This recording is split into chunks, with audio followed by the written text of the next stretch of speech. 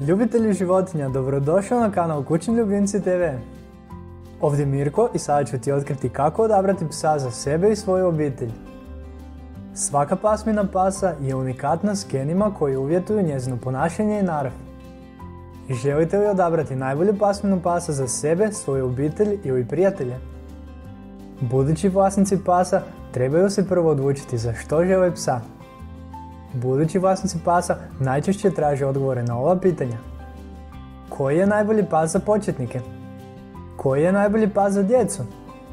Koji je najbolji pas za stan? Koji je najbolji pas čuvar? I koji je najbolji pas za vanjske prostore? Kako biste odabrali najboljeg psa za sebe, obitelj ili prijatelje, odaberite pasminu pasa koja najbolje odgovara vašem načinu života, odnosno vašem životnom stilu. Specifične pasmine pasa vole društvo, dobročudne su, vole se igrati, te su pogodne za djecu i obitelj.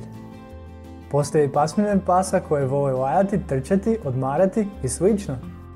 Kako biste odabrali najboljeg psa, potrebno je sagledati karakteristike pasmine pasa i odabrati onu pasminu koja odgovara vašem životnom stilu. Koje su najvažnije karakteristike pasmine pasa? Prva karakteristika, mogućnost prilagodbe malim i velikim prostorima. Druga karakteristika, prijateljska nastrojenost prema djeci, strancima i psima. Treća karakteristika, energičnost psa, odnosno razina energije. Četvrta karakteristika, jednostavnost za početnike. Peta karakteristika, veličina dlake i uinjanje. Šesta karakteristika, koliko su pametni. I sedma karakteristika, da li je psa lagano dresirati.